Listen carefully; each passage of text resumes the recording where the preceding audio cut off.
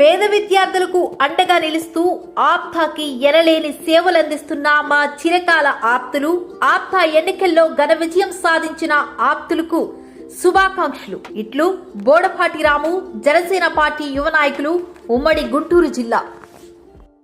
పశ్చిమ గోదావరి జిల్లా Tanuku PMP Tanuku the primary medical practitioner association welfare ఆధ్వర్యంలో Lalitha gastro liver care hospital doctor Muralikrishna MBBS MD DM gastrology వారిచే first aid అవగాహన సదస్సు నిర్వహించడం జరిగింది. ఈ కార్యక్రమంలో భాగంగా డాక్టర్ మురళీకృష్ణ మాట్లాడుతూ ఈ కార్యక్రమంలో ఏ వ్యాధులకు ఎలా వస్తాయో మరియు వాటి సమస్యలను చికిత్స చేయడం ఎలా వ్యాధి నిర్ధారణ చేయడం వాటి కోసం వివరించారు. ఈ కార్యక్రమంలో తణుకు మండల పిఎంపి అధ్యక్షుడు మధు, ప్రధాన కార్యదర్శి వీరేశలింగం, లక్ష్మణరావు తదితర పిఎంపీలు పాల్గొన్నారు. మరియు ఈ కార్యక్రమంలో కొంతమంది పేషెంట్లు రాగా వారికి పరీక్షలు నిర్వహించి తగిన మందులు ఉచితంగా పంపిణీ చేశారు. ఇప్పుడు గ్యాస్ట్రాంటాలజీ గురించి ఒక బేసిక్ అవగాహన లాగా ఒక బేసిక్ అవేర్నెస్ క్లాస్ మీకు ముఖ్యంగా అంటే ఒక గ్యాస్ట్రాంటాలజిస్ట్ని మీరు ఏ సర్వీసెస్కి రిఫర్ చేయొచ్చు, ఏ సర్వీసెస్ ఒక బ్రీఫ్ చిన్నగా క్లాస్ చెప్తాను. అయిపోయిన తర్వాత మీకు ఏమైనా డౌట్స్ ఉంటే మీరు అడగచ్చు. సో ముఖ్యంగా మన గ్యాస్ట్రాంటాలజిస్ట్ అంటే యూజువల్గా జనాల్లో ఉండే అపోహ ఏంటంటే ఓన్లీ గ్యాస్ట్రిక్ ప్రాబ్లమ్ మాత్రమే చూస్తారు అన్న ఈ అపోహ ఉంటుంది. సో మెయిన్గా మనం ఏంటంటే గ్యాస్ట్రాంటాలజిస్ట్ అంటే గ్యాస్ట్రాంటాలజీ ప్లస్ లివర్, అలాగే ప్యాంక్రియాస్, తర్వాత పెద్ద పేగు చిన్న పేగుకు సంబంధించిన డిసీజెస్ అన్నీ కూడా కవర్ చేస్తాం. సో ఇన్ జనరల్గా చెప్పుకోవాలంటే మోస్ట్ కామన్గా ఒక గ్యాస్ట్రాంటాలజిస్ట్ దగ్గరికి వచ్చే పేషెంట్స్ని కానీ రిఫర్ చేసే పేషెంట్స్ కానీ వచ్చే మొదటి ఇబ్బంది ఏంటంటే కడుపులో మంట కానీ నొప్పి కానీ. సో అది గ్యాస్ట్రిక్ ప్రాబ్లం వల్లే కావచ్చు, లేదంటే వేరే కారణాల వల్ల కూడా కావచ్చు, మంటే కానీ కడుపులో నొప్పి కానీ. సో ఇందులో మనం ముఖ్యంగా అవేర్నెస్ తెలుసుకోవాల్సింది ఏంటంటే గుండె ప్రాబ్లం ఏమైనా ఉన్నాయా లేదని ముందు చూసుకోవాలి. ఇప్పుడు కడుపులో నొప్పి కానీ మంట కానీ వచ్చిన వాళ్ళలో గుండె ప్రాబ్లంలు ఉన్నాయని చెప్పడానికి సంకేతాలు ఏంటంటే ఫస్ట్ మొదటిది ఏజ్ 40 సంవత్సరాలు దాటిన తర్వాత వాళ్ళకి కడుపులో నొప్పి కానీ కడుపు పై భాగంలో కానీ కింద ఛాతీలో కానీ నొప్పి కానీ మంట కానీ వస్తుందంటే ముందు అది గ్యాస్ట్రిక్ ప్రాబ్లం అని డైరెక్ట్గా అనుకోకుండా ముందు గుండె ప్రాబ్లం ఏమైనా ఉందేమో అని చెప్పేసి ఒకసారి ఈసీజీ చేయించుకోవడం మంచిది. పర్టికులర్గా మగవాళ్ళకి 40 సంవత్సరాలు దాటిన మగవాళ్ళకి, ఆడవాళ్ళకి కూడా రావచ్చు.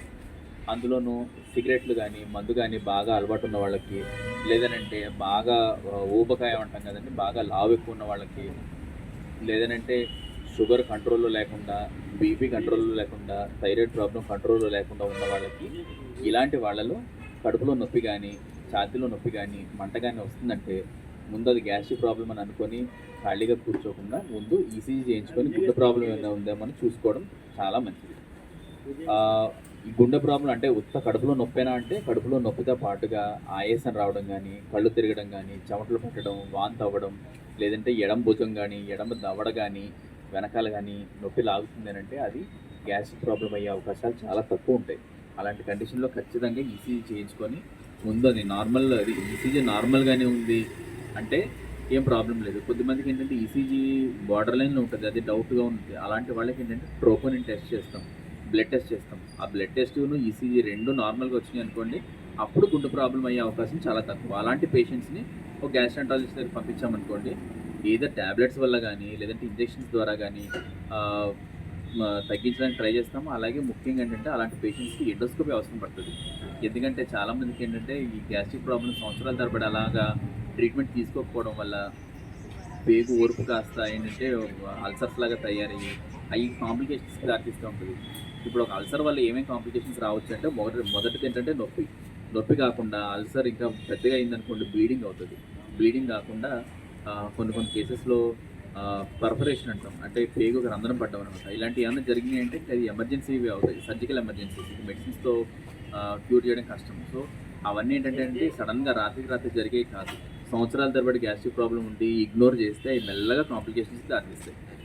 సో ఇంకా ఈ గ్యాస్ట్రిక్ ప్రాబ్లం ఏ విధంగా బయటపడుతుంది అంటే ఒకటి కడుపులో మంట, కడుపులో నొప్పి, అది కాకుండా తేనుపులు, లేకపోతే ఆరగకపోవడము, గొంతులో మంట, ఛాతీలో మంట, తిన్న తర్వాత కడుపు ఉబ్బరంగా ఉండడం, తిన్న వెంటనే కొంచెం తినగానే ఆకలి తీరిపోయినట్టు అనిపించడం, లేదంటే తిన్న వెంటనే మోషన్స్ లాగా వెళ్ళిపోవడం, తిన్న తర్వాత కడుపు ఉబ్బరంగా ఉండి కింద నుంచి గ్యాస్ ఎక్కువ, పైనుంచి గ్యాస్ ఎక్కువడం, ఇవన్నీ గ్యాస్ట్రిక్ ప్రాబ్లం యొక్క సాధారణ లక్షణాలు.